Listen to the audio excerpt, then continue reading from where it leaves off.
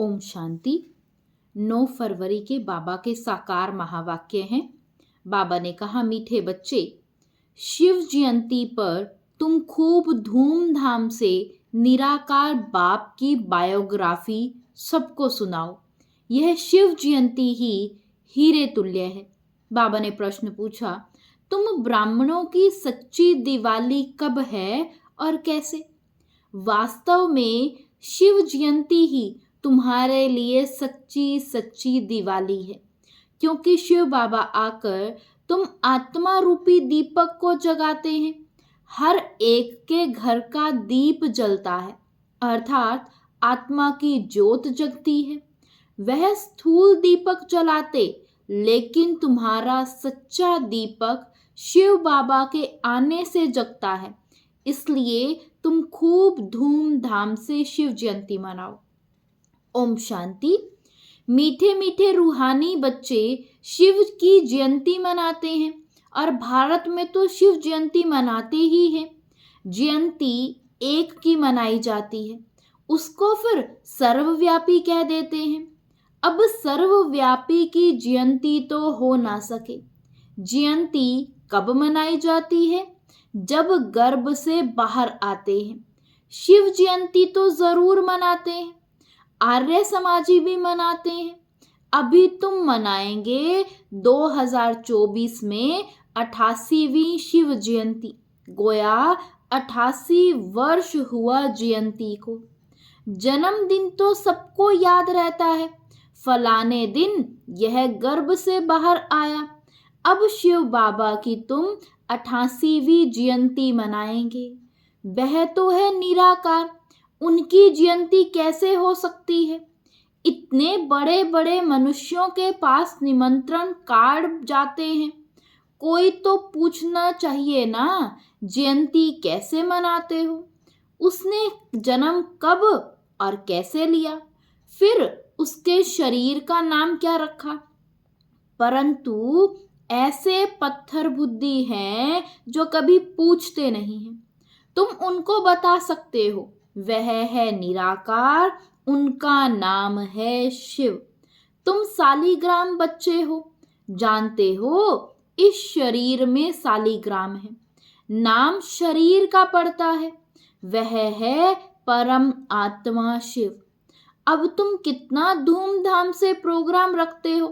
दिन प्रतिदिन तुम धूमधाम से समझाते रहते हो कि जब शिव बाबा की ब्रह्मा के तन में प्रवेशता होती है, वही उनकी जयंती गाई जाती है। उनकी तिथि तारीख कोई होती नहीं। कहते हैं मैं साधारण तन में प्रवेश करता हूं, परंतु कब, किस घड़ी, वह नहीं बताते।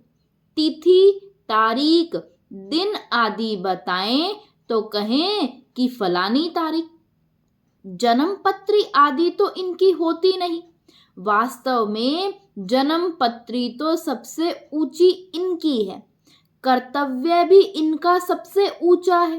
कहते हैं प्रभु तेरी महिमा अपरम अपार है, तो जरूर कुछ करते होंगे। महिमा तो बहुतों की गाई जाती है। नेहरू, गांधी आदि सबकी महिमा गाते हैं, इनकी महिमा कोई बता ना सके। तुम समझाते हो, वह ज्ञान का सागर, शांति का सागर है। वह तो एक ठहरा ना, फिर उनको सर्वव्यापी कैसे कह सकते? परंतु कुछ भी समझते नहीं है। और तुम मानते हो तो कोई पूछने का साहस भी नहीं करते हैं। नहीं तो पूछना चाहिए। शिव जयंती मनाई जाती है, महिमा गाई जाती है, तो जरूर कोई होकर गए हैं। बहुत भक्त लोग हैं। अगर गवर्नमेंट ना माने तो भक्तों, साधुओं, गुरुओं की स्टैंप भी ना बनाए। जैसी है गवर्नमेंट, ऐसी है प्रजा। तुम बच्चों को बाप की बायोग्राफी का भी अच्छी तरह मालूम पड़ा है। तुमको जितना फकुर रहता है, उतना और कोई को नहीं रह सकता। तुम ही कहते हो शिव जयंती हीरे तुल्य है। बाकी सब जयंतियां कौड़ी मिसल है। बाप ही आकर कौड़ी को हीरे तुल्य बनाते हैं। श्री कृष्ण भी बाप द्वारा इतना उच्च बना, इसलिए उनका जन्म हीरे तुल्य गाया जाता है। पहले कौड़ी तुल्य होगा, फिर हीरे तुल्य बाबा ने बनाया। यह बातें मनुष्य नहीं जानते। उनको ऐसा वर्ल्ड का प्रिंस किसने बनाया, तो यह भी समझाना चाहिए। श्री कृष्ण जन्माष्टमी मनाते हैं। बच्चा तो माता के गर्भ से ही बाहर निकला, उनको टोकरी में ले गए। अब श्री कृष्ण तो वर्ल्ड प्रिंस था, फिर उनको डर काहे का? वहां कंस आदि कहां से आया? यह सब बातें शास्त्रों में लिख दी हैं। अब तुमको अच्छी रीति समझाना चाहिए। समझाने की युक्तियां भी बहुत अच्छी चाहिए। सब एक जैसा नहीं पढ़ा सकते। युक्ति युक्त ना समझाने से और ही डिससर्विस होती है। अब शिव जयंती मनाई जाती है तो जरूर शिव की ही महिमा करेंगे। गांधी जयंती पर गांधी की ही महिमा करेंगे और कुछ सूझेगा ही नहीं। अब शिव जयंती तुम मनाते हो तो जरूर उनकी महिमा, उनकी बायोग्राफी व जीवन चरित्र भी होगा। तुम उस दिन उनका ही जीवन चरित्र बैठ सुनाओ। जैसे बाप कहते हैं, मनुष्य कोई पूछते भी नहीं है कि शिव जयंती कैसे शुरू हुई, उसका कुछ भी वर्णन है नहीं। उनकी महिमा तो अपरम अपार गाई जाती है। शिव बाबा को भोलानाथ कहे बहुत महिमा करते हैं। वह तो भोला भंडारी है। वह लोग शिव शंकर कह देते, शंकर को भोलानाथ समझ लेते हैं। वास्तव में भोलानाथ शंकर तो नहीं लगता। उनके लिए तो कह देते हैं, आंख खोली तो विनाश हुआ। धतूरा खाते, उनको फिर भोलानाथ कैसे कह सकते? महिमा तो एक की ही होती है। तुमको शिव के मंदिर में जाकर के समझाना चाहिए। वहां बहुत लोग आते हैं तो शिव का जीवन चरित्र सुनाना है। कहते हैं भोला भंडारी शिव बाबा। अब शिव और शंकर का भेद भी तुमने ही बताया है। शिव की पूजा होती है शिव के मंदिर में, तो वहां जाकर तुमको शिव की महिमा की कहानी बतानी है। जीवन कहानी अक्षर सुनकर कोई का माथा ही चकित हो जाएगा कि शिव की जीवन कहानी कैसे सुनाएंगे। तो मनुष्य वंडरफुल बात समझ बहुत आएंगे। बोलो, निमंत्रण पर जो आएंगे उनको हम निराकार परमपिता परमात्मा की जीवन कहानी बताएंगे। गांधी आदि की भी बायोग्राफी सुनते हैं ना। अभी तो महिमा करेंगे शिव की, तो मनुष्यों की बुद्धि से सर्वव्यापी की बात उड़ जाएगी। एक की महिमा फिर दूसरे से मिल ना सके। यह जो मंडप बनाते हैं, वह प्रदर्शनी करते हैं, वह कोई शिव का मंदिर तो है नहीं। तुम जानते हो, सच्चा सच्चा शिव का मंदिर वास्तव में यह है जहां रचता खुद बैठ रचता और रचना के आदि मध्य अंत का राज समझाते हैं। तुम लिख सकते हो रचता की जीवन कहानी और रचना के आदि मध्य अंत का राज, अथवा हिस्ट्री सुनाएंगे। हिंदी अंग्रेजी में लिखत हो। बड़े बड़े के पास जाएंगे तो वंडर खाएंगे कि यह कौन है जो परमपिता परमात्मा की बायोग्राफी बताते हैं। सिर्फ रचना के लिए तुम कहेंगे तो समझेंगे प्रलय हुई फिर नई रचना रची, परंतु नहीं। तुमको तो समझाना है बाप पतितों को आकर के पावन बनाते हैं, तो मनुष्य वंडर खाएंगे। शिव के मंदिर में भी बहुत आएंगे। हाल व मंडप बड़ा होना चाहिए। भल तुम प्रभात फेरी निकालते हो, उसमें भी यह लक्ष्मी नारायण का राज्य किसने स्थापन किया, उन्हों को यह समझाना है। निराकार शिव बाबा जो सभी आत्माओं का बाप है, वो ही आकर राजयोग सिखाते हैं। ऐसे ऐसे विचार सागर मंथन करना चाहिए कि कैसे शिव के मंदिर में जाकर सर्विस करनी चाहिए। शिव के मंदिर में सवेरे पूजा करते हैं, घंटे आदि भी सवेरे बजते हैं। शिव बाबा भी प्रभात के समय आते हैं, आधी रात नहीं कहेंगे। उस समय तुम ज्ञान भी नहीं सुना सकते हो, क्योंकि मनुष्य सोए रहते हैं। रात को फिर भी मनुष्यों को फुर्सत होती है, बत्तियां आदि भी जलती है, रोशनी भी अच्छी करनी चाहिए। शिव बाबा आकर तुम आत्माओं को जगाते हैं। सच्ची दीपावली तो यह है, हर एक के घर का दीप जलता है, यानी आत्मा की ज्योति जगती है। वह तो घर में स्थूल दीपक जलाते हैं, परंतु दीपावली का वास्तव में अर्थ यह है। कोई कोई का दीपक तो बिल्कुल जगता नहीं। तुम जानते हो हमारा दीपक कैसे जगता है। कोई मरता है तो दीवा जलाते हैं कि अंधियारा ना हो, परंतु पहले तो आत्मा का दीपक जगे तब अंधियारा ना हो, नहीं तो मनुष्य घोर अंधियारे में है। आत्मा तो सेकंड में एक शरीर छोड़ दूसरा लेती है, अंधियारे आदि की तो इसमें बात ही नहीं। यह भक्ति मार्ग की रस्म है। घृत खल्लास होने से दीवा बुझ जाता है। अंधियारे का भी अर्थ कुछ समझते नहीं है। पितृ आदि खिलाने का भी अर्थ नहीं समझते हैं। आगे आत्माओं को बुलाते थे, कुछ पूछते थे, अभी इतना नहीं चलता है।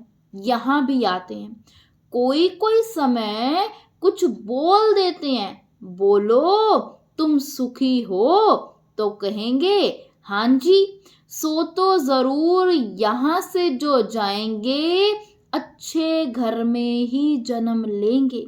जन्म जरूरी अज्ञानी के घर में लेंगे, ज्ञानी के घर में तो जन्म ले नहीं सकते, क्योंकि ज्ञानी ब्राह्मण तो विकार में जा नहीं सकता, वह तो पवित्र है। बाकी हाँ, अच्छे सुखी घर में जाकर के जन्म लेंगे। विवेक भी कहता है, जैसे जैसी अमावस्या, बाबा ने कहा जैसी अवस्था वैसा जन्म। फिर वहां अपना जलवा दिखाते हैं। भल शरीर छोटा है इसलिए बोल ना सके, थोड़ा बड़ा होने से ज्ञान का जलवा दिखाएंगे जरूर। जैसे कोई कोई शास्त्रों के संस्कार ले जाते हैं तो छोटेपन में ही उसमें लग जाते हैं। यहाँ से भी नॉलेज ले जाते हैं तो जरूर महिमा निकलेगी। तुम शिव जयंती मनाते हो, वह लोग कुछ अर्थ नहीं समझ सकते हैं।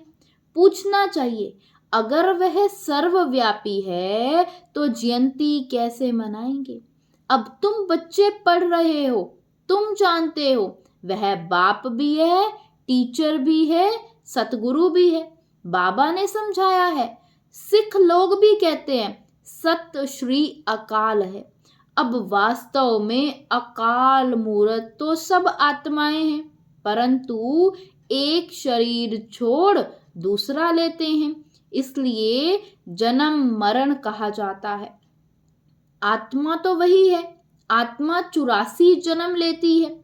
कल्प जब पूरा होता है तो खुद ही आकर के बताते हैं कि मैं कौन हूं, मैं कैसे इनमें प्रवेश करता हूं, जिससे तुम आपे ही समझ जाते हो। पहले नहीं समझते थे। हाँ, परमात्मा की प्रवेशता है, परंतु कैसे, कब हुई, कुछ भी समझते थोड़े ही थे।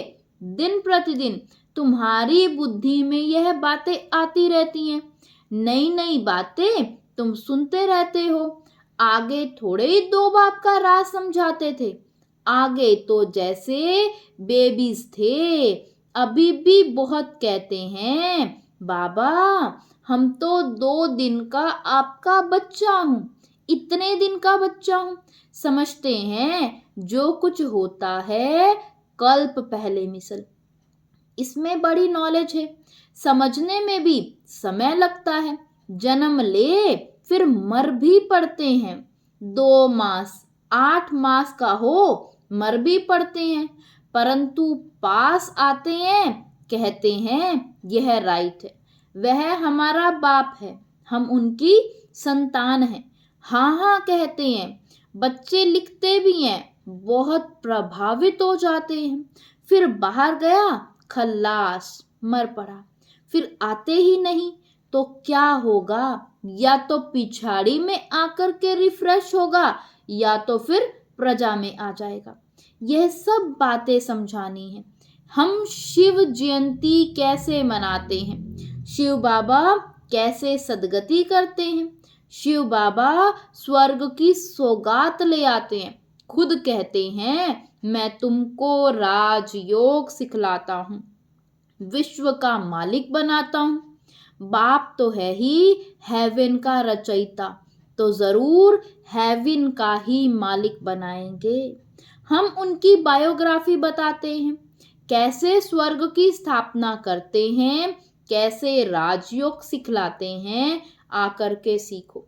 जैसे बाप समझाते हैं वैसे बच्चे नहीं समझा सकते हैं क्या? इसमें बहुत अच्छा समझाने वाला चाहिए। शिव के मंदिर में बहुत अच्छा मनाते होंगे, वहां जाकर के समझाना चाहिए। लक्ष्मी नारायण के मंदिर में अगर शिव की जीवन कहानी सुनाएंगे तो किसी को जचेगी नहीं, ख्यालात में नहीं आएगा। फिर उनको अच्छी रीति बुद्धि में बिठाना पड़े। लक्ष्मी नारायण के मंदिर में बहुत आते हैं, उनको लक्ष्मी नारायण राधे कृष्ण का राज समझा सकते हो। उनका अलग अलग मंदिर होना नहीं चाहिए। श्री कृष्ण जयंती पर तुम श्री कृष्ण के मंदिर में जाकर समझाएंगे श्री कृष्ण ही गोरा, कृष्ण ही सांवरा क्यों गाया जाता है।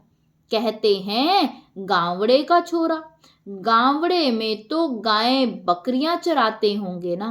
बाबा फील करते हैं हम भी गावड़े के थे, ना टोपी ना जूती। अब समृद्धि आती है, हम क्या थे, बाबा ने आकर के प्रवेश किया है।